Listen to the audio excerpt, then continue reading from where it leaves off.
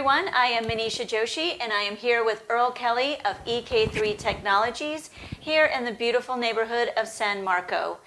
Now, so many of us are small business owners, and we think of all the different layers of protection we need, right? We think of insurance, we want to have the right bank accounts, want to have the right legal partners, all that good stuff. But a lot of us don't always think about business security, and there are a lot of different layers to it. So today, Earl is going to help us explain what business security is and what are all the different facets to it.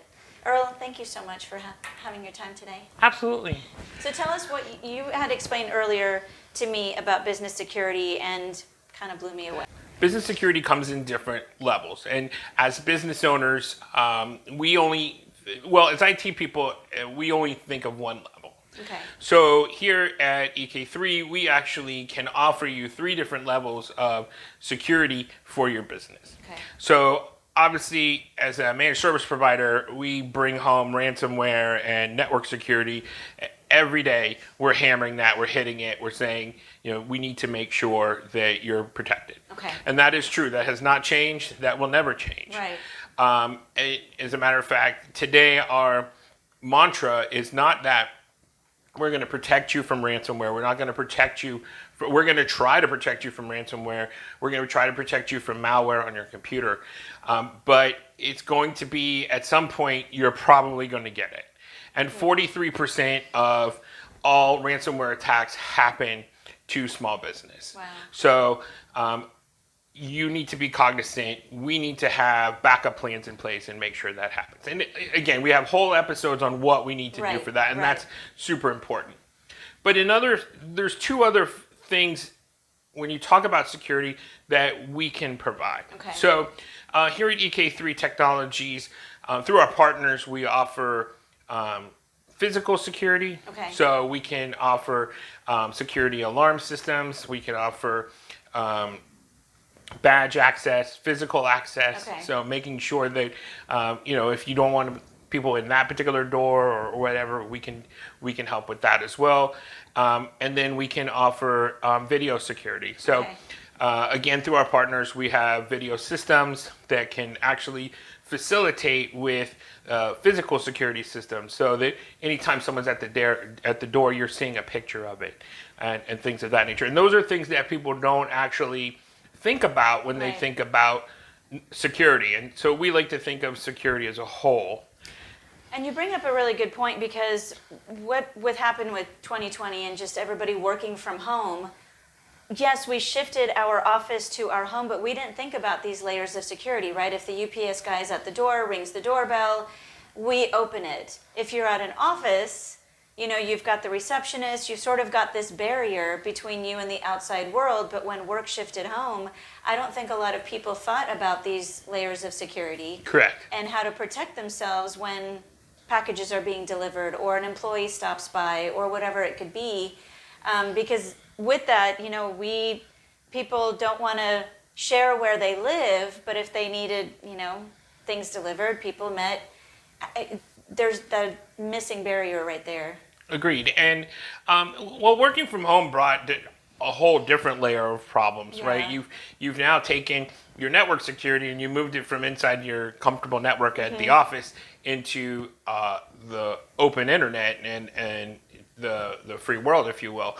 And same thing with home security. So you've got your cameras and your security systems and all of that, but who's back at the office? Who's checking things out at the office? Who's making sure that here we have cameras that show us when the mailman has come or the UPS man has come, and so we get a notification, right? If he shows up on the weekend or if we're not in the office, right? We can all work from home and still know what's going on here. And so there's that kind of thing that can happen. But you can also, we have clients that have security systems that are watching what's going on for safety reasons, right? Yeah. So a lot of times we think, nobody's going to attack our business, so why do I need security systems? But we have multiple different clients that have security systems camera systems that are watching for problems, right? So customer falls down, customer trips, Right. customer, whatever. They're watching for those different things to make sure that, the business is not liable, right? So video can do one of two things. It can actually be used as a tool. Okay. This person broke into my office. Yeah. Okay. But if you have an office, or excuse me, if you have a restaurant or a place where the public comes constantly, it can also be used as a tool. We weren't negligent there. Exactly. You can see that person, Right. happened. Showed up on time, was diligent to take care of XYZ. Right. So not only is it securing your business, it's securing you from a problem with your business. So, Earl, one of the things that I'm curious about is as security cameras got more and more popular, right? You go to the mall, you can see a camera watching you. You go to offices, they're on sidewalks, outside, inside the building.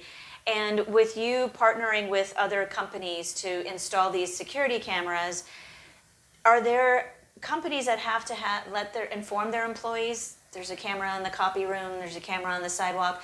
Because yes, it is for their safety. I love that if someone does fall, they can rewind the film and say, oh my gosh, we need to get the sidewalk fixed, or they were attacked, or whatever it is. But on your end, when you do partner with these other companies for installation, is there any layer that you have to have signed to let them know, hey, being watched is in progress? So it's interesting. Cameras are everywhere. Yeah. You can always just assume that there's a camera watching you, right?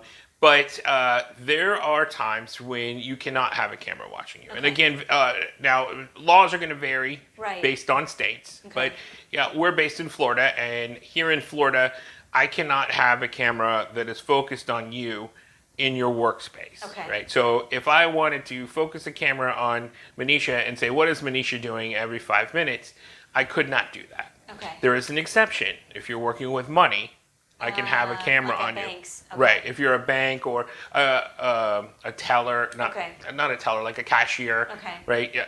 As long as there's money involved, I can have a camera on you. But other than that, in a workplace, I cannot. Okay. So I do have to inform people when I do install cameras that they are being videoed. That is a requirement.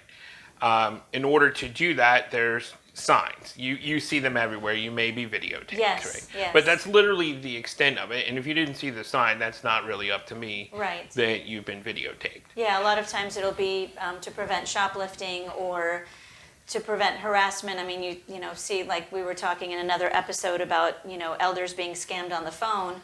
Well, a lot of times, elders are out in the parking lot walking all of their groceries. They've got their purse, and somebody comes to attack them. And those are things that legitimately you do want to catch on camera.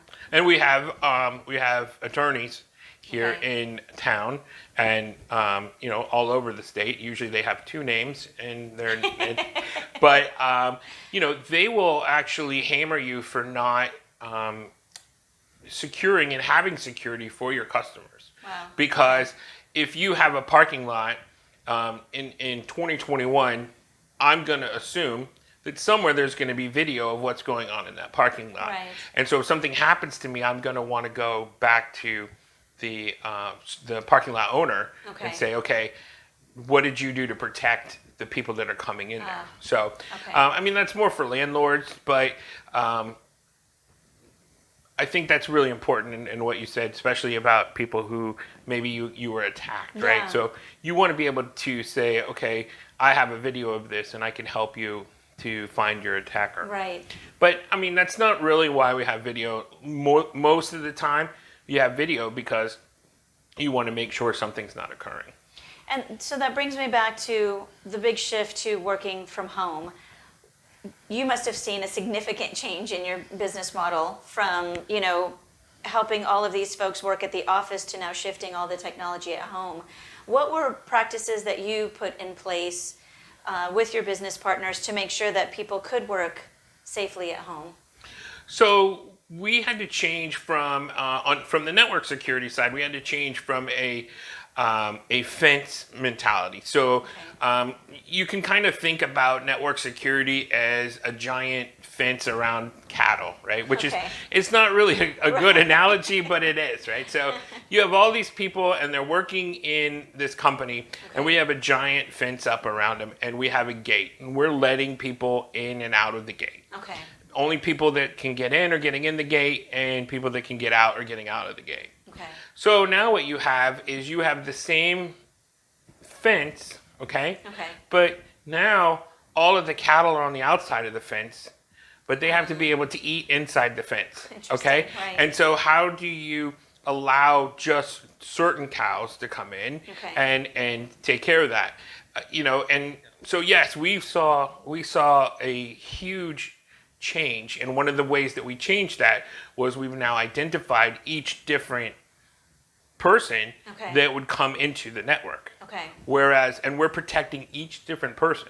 So you had to honestly have a list of every employee that should have access to this network. Correct. So that and not only that, those people are now at home, so now I have to protect their network because their network is touching my network. Gotcha. So if they have a laptop or if they have equipment there, how am I protecting that information from coming into my network? And there's a lot of different moving parts there. Wow. But that's very interesting. So we have to think of insurance, we have to think of business security, we have to think of, if we've taken care of the legal side of our business. Anything else that you can think of that to help protect businesses? Talk to your insurance provider and make sure that you are carrying a cyber liability policy, which is something that not a lot of people have. They're very new. If you have any data that is being stored at your facility, any customer data, etc., you should have a cyber liability policy. And I'm not an insurance agent, and I don't play one on TV, but I know enough insurance agents to know that cyber liability will pay out when, even if we go, like I said, it's not going to be if, it will be when you get hit with ransomware. So in that case, cyber liability pays out. It also takes care of your customers, Again, that's a big 20,000-foot view, and talk to your insurance agent about it, but it is something that every company should have as well. No, I mean, this is the first time I'm hearing about it, because normally the only liability insurance I hear of is personal liability, right? If somebody falls on your driveway and they sue you, you've got personal liability insurance to protect you, but I'd never heard of cyber liability, so that's really... I think every company that has data should have cyber liability. If you don't have an insurance agent, or you get them from Flow or the Gecko or whatever, I can recommend several insurance agents here in town that we specialize with that can help you get that policy for your business as well. Awesome. And if somebody calls you Monday morning and asks that, they've got an office, in this location, how long is the process to install a security system? And is there training involved with the employees? Well, right now, there is training involved with the employees. Right now, we're weeks out from getting security systems installed. And it's because of one of our other tech chats we had was the chip shortage. So there's an equipment shortage, plus there's a lot of different people that are changing, and we have a shortage of employees, and so it's just on and on and on. So it is weeks out. So if that's something you're thinking about, make sure you plan ahead. We'll put you on our calendar. And for folks that do want to have security systems installed, how do they reach you? They can reach us at sales@EK3Technologies.com, or you can call us at 904-337-1610. Earl, thank you so much for today. I'm going to look into that liability policy, because everything I do for my clients is on my computer. And if that was gone... I don't know as an individual if you can get cyber liability, but I think you can as a company. And I would highly recommend you talk to your agent. I will do that. Thank you so much for your time. Thank you everyone for watching, and we'll see you next time on Tech Chat Tuesdays.